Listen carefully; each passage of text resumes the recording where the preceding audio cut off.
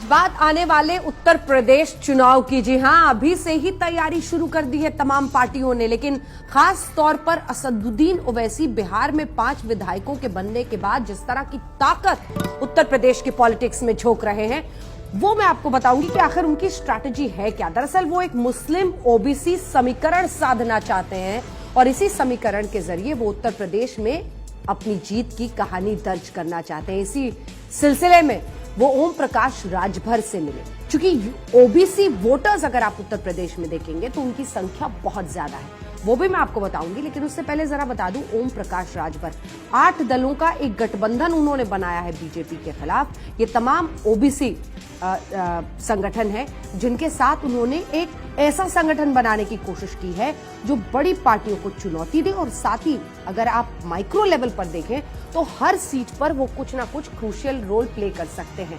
अब इन्हीं पार्टियों के, इस 8 पार्टियों के गठबंधन के साथ ओम प्रकाश राजभर थे और असदुद्दीन ओवैसी उनसे लखनऊ में मिले।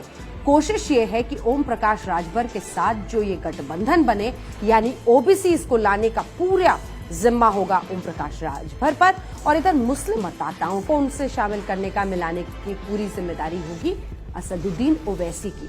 असदुद्दीन ओवैसी ने बगल में बैठकर ओम प्रकाश राजभर से कहा कि इनकी लीडरशिप में हम लोग एक साथ होकर यूपी में चुनाव लड़ेंगे। अब हम आपको बताते हैं ओबीसी का भी समीकरण और पूरा गुणा भाग उत्तर प्रदेश में, और साथ ही मुस्लिम मतदाताओं का भी, और क्यों ये कॉम्बिनेशन समाजवादी पार्टी को, बीएसपी को बहुत नुकसान। अच्छा, सिर्फ ओम प्रकाश राजभर नहीं, शिवपाल यादव जो अखिलेश यादव के चाचा थे, शिवपाल यादव ने जो पार्टी अलग होकर बनाई है उसको भी ओवैसी अपने साथ शामिल करना चाहते हैं। तो आपको पहले बताते हैं कि कितने ओबीसी हैं, कितने फीसदी उत्तर प्रदेश में, और खास तौर पर जो गैर यादव बिरादरी है वो कितने हैं और कितने क्रूशियल हो सकते हैं।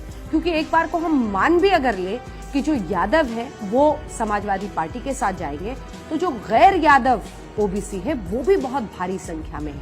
और फिर बताते हैं मुस्लिम मतदाता। तो आइए शुरुआत करते हैं ओबीसी मतदाताओं से।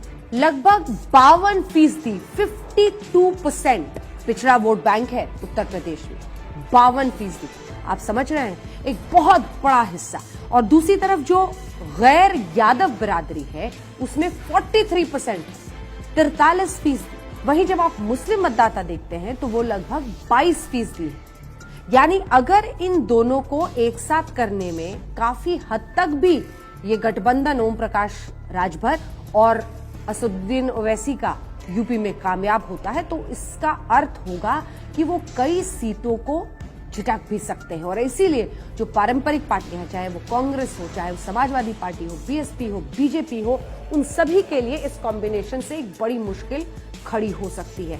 याद रखिए, बिहार में भी 5 सीटों की जीत के साथ असदुद्दीन ओवैसी ने जो कहानी लिखी है वो एक तरह से तथाकथित जो पार्टियां अपने आप को गैर सांप्रदायिक सेक्युलर पार्टियां कहती हैं, उनके लिए एक बड़ी चुनौती थी, क्योंकि मुस्लिम मतदाता उनसे छिटक गया था। महागठबंधन से मुस्लिम मतदाता छिटक गया था।